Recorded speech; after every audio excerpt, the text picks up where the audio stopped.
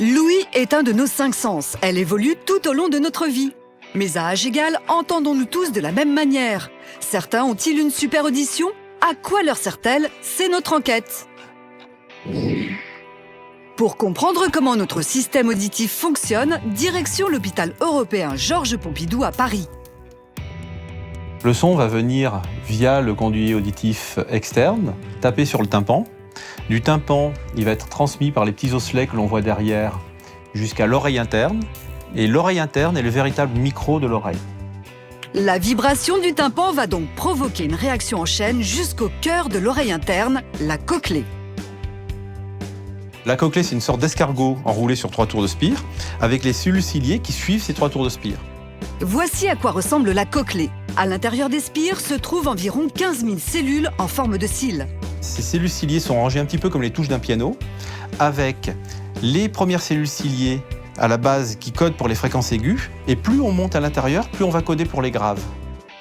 Ce n'est donc pas le tympan, mais la cochlée qui transmet les sons jusqu'au cerveau via le nerf auditif. Les cellules ciliées y détectent toutes sortes de sons. Ceux-ci se caractérisent par leur intensité ou amplitude qui se mesure en décibels et par leur fréquence, grave ou aiguë, qui se mesure en hertz. L'oreille humaine détecte les sons entre 20 et 20 000 hertz.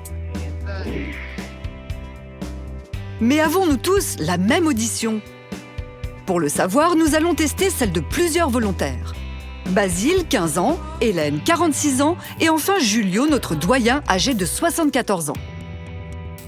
Je vais vous faire entendre des sons au moyen de ce casque. Chaque fois que vous les entendez, un petit coup là-dessus. Des sons de différentes fréquences sont envoyés à chacun de nos participants. Tout d'abord, des fréquences très graves comme celle-ci, de 125 Hz. Puis des fréquences moyennes, de 2000 Hz. Pour finir, le docteur Malinvaud fait écouter à nos 3 cobayes des fréquences très aiguës, 8000 Hz. Ce test s'appelle un audiogramme.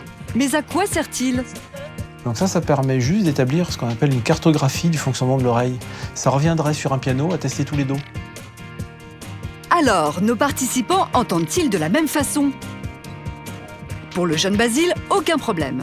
En revanche, Hélène et surtout Julio entendent moins bien les sons aigus. Mais pourquoi notre audition décline-t-elle avec l'âge? L'oreille interne, qui est le vrai micro de l'oreille, va vieillir. Ces cellules ciliées qui sont l'élément principal vieillit. On en a un nombre donné à la naissance qui ne cesse de décroître avec la vie. Et l'altération de ces cellules provoque une perte d'audition. Un peu comme les pétales d'une fleur, certaines cellules ciliées finissent par tomber. Celles dédiées aux sons aigus étant les plus fragiles, c'est donc elles qui se détériorent en premier. Plus on vieillit et moins on entend les sons aigus. Au-delà de 20 000 Hz, aucun être humain, quel que soit son âge, ne peut entendre. On ne parle alors plus de sons, mais d'ultrasons. Seuls certains animaux les perçoivent, par exemple les chats et les chiens. Chez le chien, on s'est aperçu qu'il y avait beaucoup plus de cellules ciliées à la base de la cochlée, ce qui lui permet donc de capter des ondes avec des fréquences bien plus élevées que l'humain. Grâce à cet avantage incroyable, nos animaux de compagnie sont capables d'entendre le moindre bruit dans la nature, pour chasser par exemple. Autre atout que nous n'avons pas, leurs oreilles sont mobiles. Ainsi, ils peuvent diriger leurs pavillons externes vers le bruit qui les intéresse et mieux le capter. Chez l'homme, par contre, avoir des grandes oreilles ne permet pas de mieux entendre. Vous l'aurez compris, face aux animaux, notre audition ne fait pas le poids. Mais dans certaines situations, notre système auditif a des capacités surprenantes. Regardez, Rodolphe, Sarah et Aubin, nos 3 nouveaux cobayes, entrent dans un bar et commencent à discuter. Et en fait, dans les Tonga, c'est pas.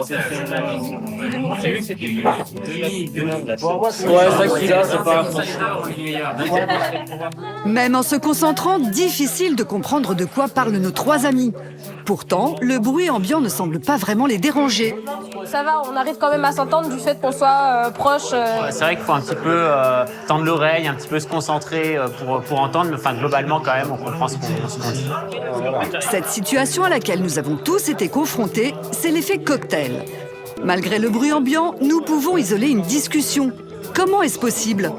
Lorsqu'on est dans une réception avec énormément de bruit environnant, on est capable de se focaliser sur une conversation en faisant abstraction du bruit. C'est un petit peu comme si le cerveau faisait diminuer le volume de tous les sons environnants pour augmenter, au contraire, le volume du son provenant de la conversation qui est intéressante.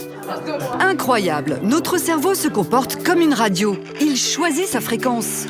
Et s'il peut séparer deux conversations, c'est parce que nos deux oreilles nous donnent une écoute en stéréo.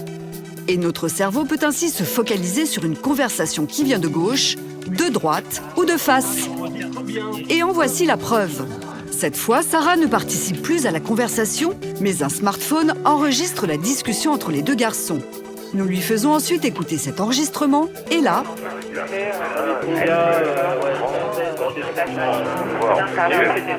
J'entends des voix, mais en fait, j'arrive pas à savoir si c'est eux qui parlent ou si c'est les gens de derrière qui parlent. Là, j'entends les bruits de café, c'est derrière le bar. J'entends la musique. En fait, j'entends tout, mais j'entends pas forcément de quoi ils parlent. Sarah n'arrive plus à séparer les discussions, car elles proviennent désormais d'une source unique, le haut-parleur du smartphone.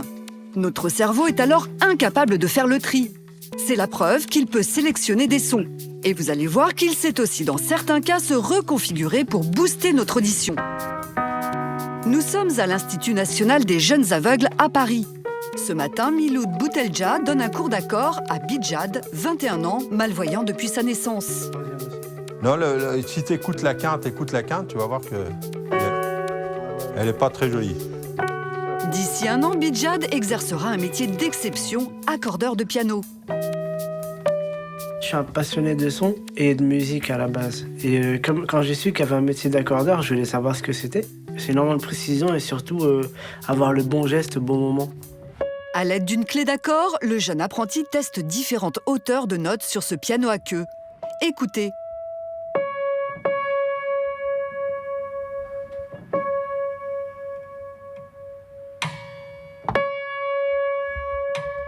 Vous n'avez pas entendu de différence?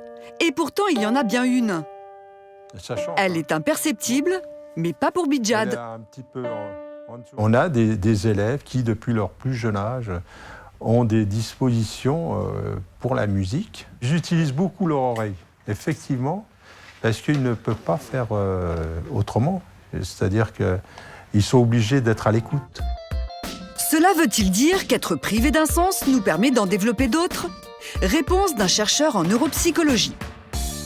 Les non-voyants vont utiliser leur cortex visuel à des fins auditives.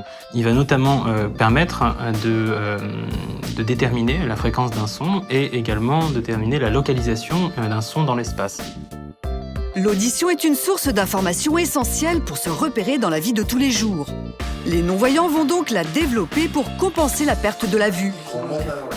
Leur cerveau utilise, comme tout le monde, le cortex auditif, mais il se sert en plus d'une partie du cortex visuel. Il détourne ainsi des neurones inutilisés pour les affecter au traitement des sons. Mais comment est-ce possible ? Quand l'enfant naît, son cerveau est en place, donc toutes les structures sont présentes, et au fur et à mesure de son développement, il va y avoir en fait des connexions, des associations qui vont se mettre en place pendant une période qu'on appelle la période critique, qui va de la naissance jusqu'à environ 6-7 ans, grâce notamment à une super plasticité du cerveau, c'est-à-dire que les neurones vont créer très rapidement et de manière très efficace des connexions entre eux. Lorsque plusieurs zones du cerveau participent au traitement du son, celui-ci sera forcément mieux analysé. Voilà pourquoi les personnes aveugles très jeunes ont un sens de l'audition plus développé. Vous l'avez compris, si nous ne sommes pas toujours égaux en matière d'audition, notre cerveau est capable de s'adapter à de nombreuses situations.